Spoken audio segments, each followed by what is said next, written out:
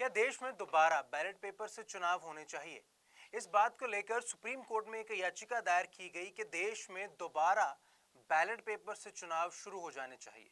Ballot paper यानी पहले जब ईवीएम से पहले जो इलेक्ट्रॉनिक वोटिंग मशीन है उससे पहले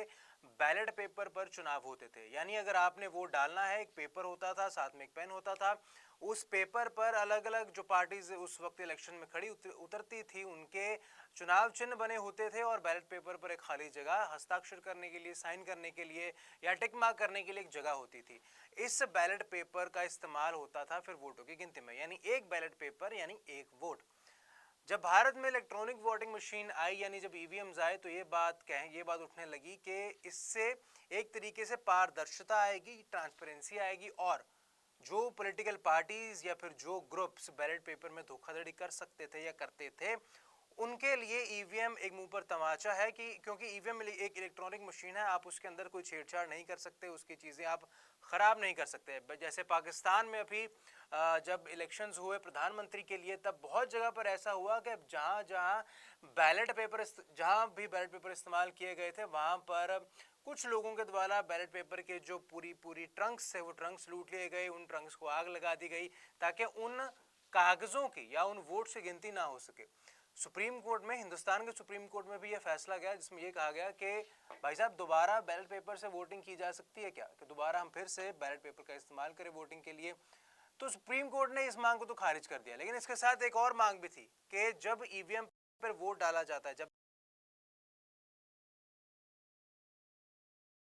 भी आप बटन दबाते हैं ईवीएम पर, वीपीएटी करके मशीन रहती है। हम ये रहते हैं कि जब आप बटन दबाएंगे बाहर आती है जहां पर ये लिखा होता है फला पार्टी को वोट दी है, फला बटन दबाया है और आपका वोट फला पार्टी के नाम या उस पार्टी के नेता या लीडर के नाम चला गया है। हालांकि वो पर्ची हमें दी नहीं जाती, हमें दिखाई नहीं जाती, लेकिन ये दावा जरूर किया गया है कि उस वीवीपीएटी मशीन में कुछ इस तरीके की इंफॉर्मेशन दी जाती है। अब इस मामले में भी याचिका थी कि भाई साहब वो वीवीपीएटी मशीन के जो पर्ची निकलती है क्या वो आम लोगों तक नहीं दिखाई जा सकती? तो सुप्रीम कोर्ट ने इस मांग को भी खारिज कर दिया है, ये कहते हुए कि इतना समय, इतनी क्रॉस चेकिंग जब होगी हर जगह पर ये पॉसिबल नहीं है, क्योंकि ऐसी भी कई जगह हिंदुस्तान में जो सेंसिटिव है, जहां पर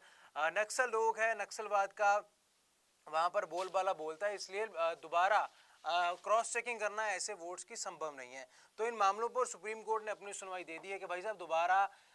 बैलेट पेपर से वोट करना दूर की बात है, क्योंकि ईवीएम मशीन्स आ चुकी हैं। ईवीएम मशीन्स का काम ही यही है कि जो बैलेट पेपर के समय में जो डिस्क्रिपेंसीज क्रिएट होती थी, बैलेट पेपर के समय में जब धोखाधड़ी हो सकती थी या फिर उन पेपर्स को चुराया जा सकता था,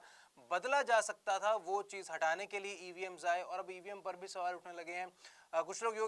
लोग तो ये भी कहते हैं कि ईवीएम केंद्र सरकार अपने फायदे के लिए लाई है कि जौन सा भी मर्जी बटन दबा लीजिए, पार्टी किसी को भी वोट दे लीजिए, वोट तो भारतीय जनता पार्टी की के पक्ष में ही जाती है। बहरहाल ये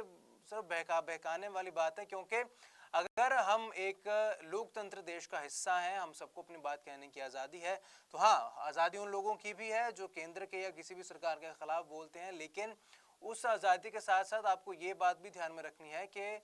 आप किन फैक्ट्स पर, जो आप बता रहे हैं उसके पीछे लॉजिक क्या है, तथ्य क्या है। तो सुप्रीम कोर्ट ने बड़ा फैसला दिया है, क्योंकि दोबारा बैलेट पेपर के भारत में लाने चाहिए या नहीं, सुप्रीम कोर्ट ने इस मांग को तो खारिज कर दिया है। लेकिन जनता क्या कहती है? जनता जनार्दन जो बहुत समझदार है, आप लोगों का इस मामले में क्या कहना, अपने विचार हमें जरूर बताएं, क्योंकि हो सकता है कि अगर जनता चाहे दोबारा बैलेट पेपर आने चाहिए तो आप उस नेता को वोट कर सकते हैं जो बैलेट पेपर की मांग पार्लियामेंट में उठाए, दोबारा बैलेट पेपर हिंदुस्तान में आ जाए। ईवीएम सही है, बैलेट पेपर सही है, जनता क्या चाहती है? जनता के जवाब हमें कमेंट बॉक्स में जरूर